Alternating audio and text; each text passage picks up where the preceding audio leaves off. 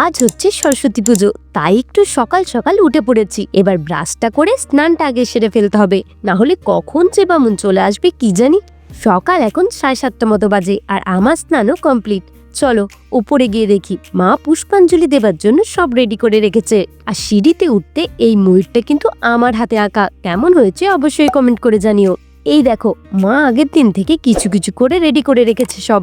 এবার খালি বামুন এসে মা সরস্বতীকে বসাবেন। এই মাকে কিন্তু আমি ছোট থেকে দেখছি, আর এই মায়ের কাছেই পুষ্পাঞ্জলিও দিয়ে আসছি। বামুন চলে এসছে, পুজোয়ও বসে গেছে। চলো এবার পুষ্পাঞ্জলি দিয়ে দেখা হবে। পুজো কমপ্লিট, সবার আগে ওকে প্রসাদ দিতে হবে। মুখ না ধুয়েই খেতে বসে গেছে।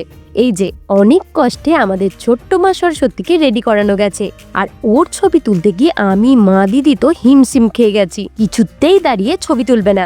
আমিও রেডি হয়ে গেছি, এবার যাব একটু গ্রাম দিয়ে সব প্যান্ডেল ঘুরে দেখবো, সাথে তোমাদেরও দেখাবো।